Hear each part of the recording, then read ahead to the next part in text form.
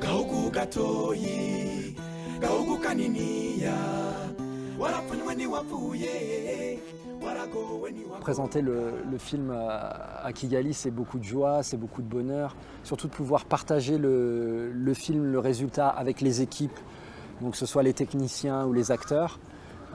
C'est formidable, on a travaillé pendant des mois tous ensemble. On s'est laissé il y a 1 an, tout le monde était très fatigué. Et donc là, on se revoit 1 an plus tard. Le film a déjà commencé à tourner dans les avant-premières en France. Il est très bien accueilli. Donc venir ici, c'est un peu une consécration. Moi, je le prends comme un moment de joie et de fête. Et puis, j'ai hâte que tout le monde découvre ce film. Parce que, en tant qu'auteur du roman, j'étais déjà content de l'accueil. Mais je pense qu'un film, ça touche encore plus qu'un roman. C'est parce que c'est encore plus populaire. C'est un art beaucoup plus populaire. Pour moi, c'est le public de la région, que ce soit le Rwanda, le Burundi, le Congo. Il est question de ces 3 pays dans le roman et dans le film.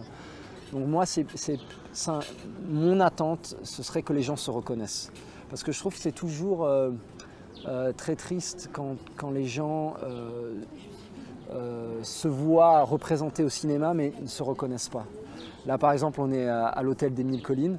Moi j'avais vu le film 1000 collines et je m'étais pas, en tant que Rwandais, je ne m'étais pas reconnu dans ce film. J'avais l'impression que ça parlait d'une autre histoire parce qu'il n'y avait aucun acteur rwandais dans ce film, que ça avait été tourné dans un autre pays, je crois en Afrique du Sud ou au Mozambique.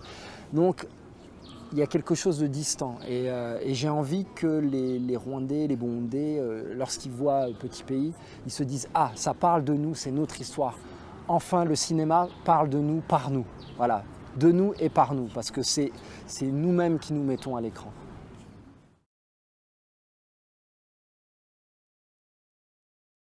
Il y avait 2 conditions.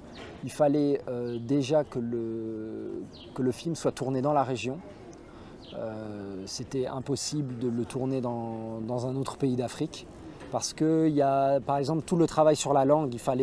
On sait très bien que quand on parle français dans la région, il y a toujours un peu des mots de Swahili, de Kirundi, de Kinyarwanda.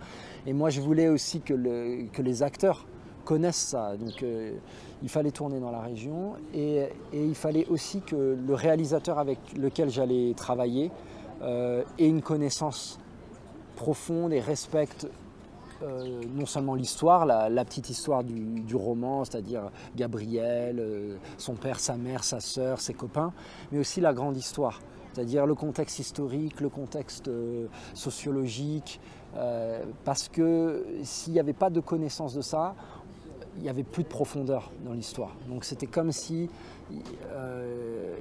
cette histoire, elle a 2 champs. Elle a le premier champ, la petite histoire, et la grande histoire. Le génocide, les guerres, tout simplement la région. Moi, j'ai tout de suite voulu bosser avec Éric Barbier parce que lui avait conscience de ça. Il ne voulait pas simplement parler d'une enfance africaine. Il voulait parler de cette enfance dans ce contexte-là.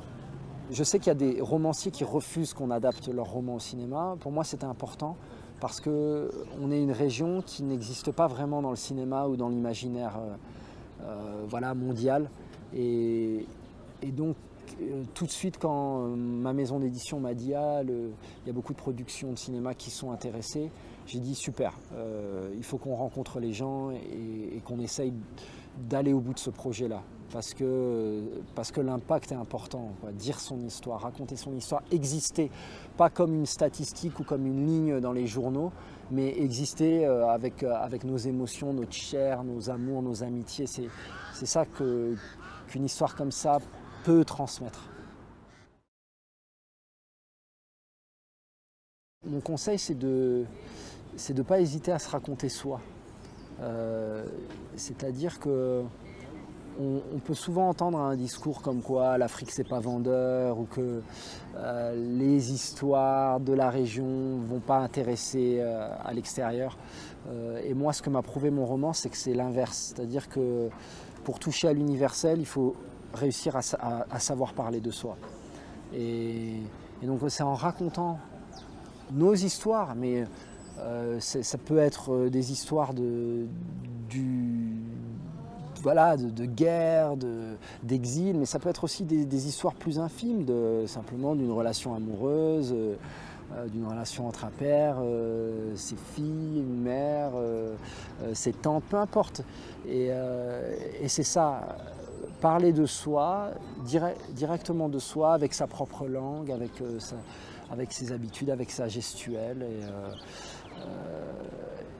Et je pense qu'on y gagnerait tous en fait, qu'il y ait des cinéastes rwandais qui s'emparent voilà, de notre histoire. Ça nous permettrait d'apprendre à mieux se connaître nous-mêmes. Parce qu'on est aussi dans des sociétés très amnésiques, où parfois les parents ne racontent pas leur propre vie à leurs enfants, les enfants ne connaissent pas la vie de leurs grands-parents. Et je trouve que le cinéma ou les romans, ça permet ça. Alors voilà, si vous n'avez pas suffisamment de moyens pour faire des films, parce que ça coûte cher le cinéma, vous pouvez commencer par des romans. Ça ne coûte rien du tout. Un stylo et une feuille. Merci beaucoup Gaël. Merci. Merci.